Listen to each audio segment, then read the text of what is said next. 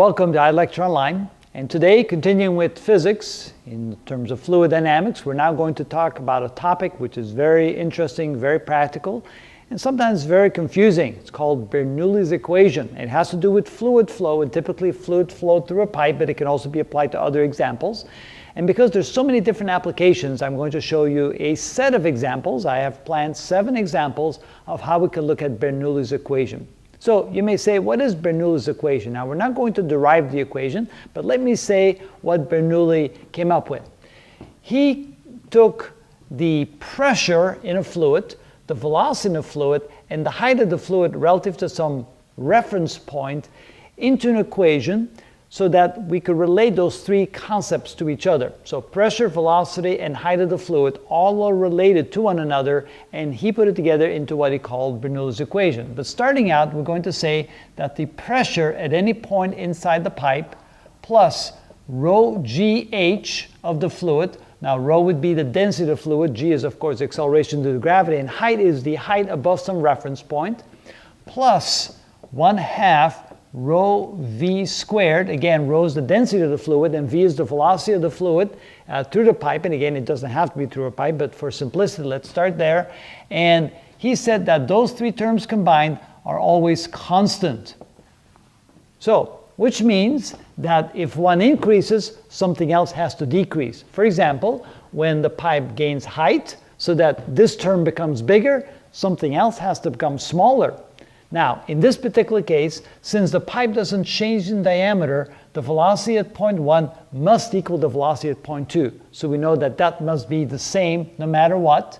And since this will increase, the only other option that we have is that the pressure then will decrease over here because of its increased height.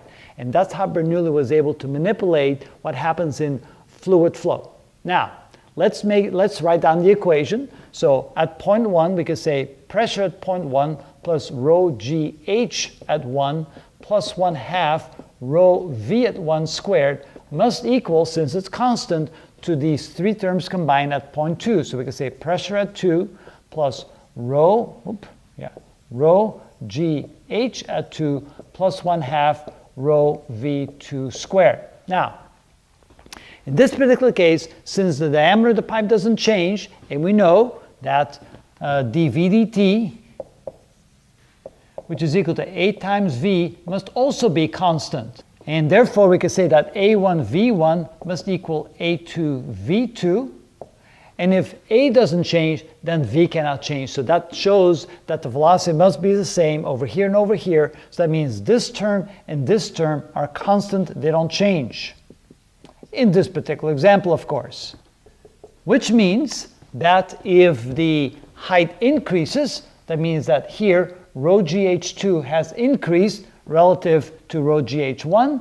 That means in order for the equation to balance, that the pressure at 2 must be less than the pressure at 1. And that's how you have to read that equation. That's a good way to take a look at Bernoulli's equation when only the height changes and nothing else changes. And of course, because of that, the pressure has to change as well. All right, now let's do an example. Let's say that this height is equal to 5 meters above the reference point, and this height is equal to 10 meters above the reference point. Let's say that the fluid is water, H2O, and let's say that the velocity in the pipe is equal to 2 meters per second. And the question now would be, given the change in the height, given the velocity here, and of course knowing that the velocity there also must be 2 meters per second, what is the pressure at the second point? All right, let's go ahead and do that. Well, first of all, we have an equation. It's balanced. It's left side equals the right side. And since this is constant, that's constant, it doesn't change, we can simply get rid of that part in our equation. Now, solving that for P2, that means I have to take rho GH2 and move to the other side. And of course, I can then flip the equation around, which means that the pressure at point 2 equals the pressure at 1 plus rho GH1 minus, when I bring this across, that would be rho GH2. Simplifying that equation a little bit by factoring out a G and a rho, so this becomes P2 is equal to pressure 1 plus rho G times H1 minus H2. Now notice I did not give you pressure 1. Well, I can put something in there. Just let's say that pressure 1 P1 is equal to 2 times atmospheric pressure. And of course, atmospheric pressure, that would be 2 times 1.013 times 10 to the 5th newtons per square meter. All right, so let's say that pressure 1 was 2 atmospheres. How much will the pressure have changed by allowing the pipe to go up an additional 5 meters from where it was before? All right, so let's plug these numbers in. So this is equal to, I'll leave this at 2 atmospheres for now, plus the density of water. And of course, the density of water is 1,000 kilograms per square meter. So 1,000 kilograms, not per square, but per cubic meter, of course, because it's per volume. G is 9.8 meters per second square. And then we multiply that times H1 minus H2. Now, H1 is 5 meters, H2 is 10 meters. And so very quickly, you can see that that would be a negative number, which means that the pressure will be less at point 2 compared to point 1. Now, how much less? Oh, well, let's find out. So that would be 1,000 times 9.8, that would be 9,800 times 5 minus 10, which is minus 5. So times 5 equals, that's 49,000. So this is equal to 2 atmospheres minus 49,000 newtons per square meter. Now, there's a unit for that we call pascals. So you can say pascals or newtons per square meter.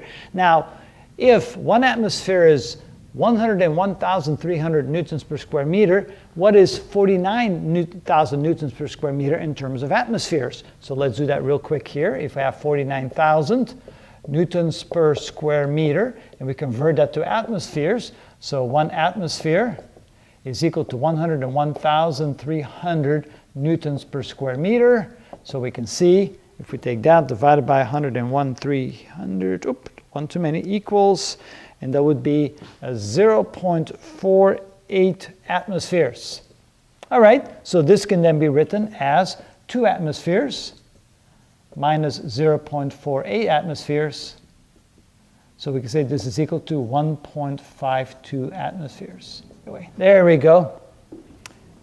Now, quickly looking at it again, Bernoulli's equation, we have 3 terms, the pressure, rho GH, and 1/2 rho V1 squared. Notice that all 3, of course, are terms of pressure.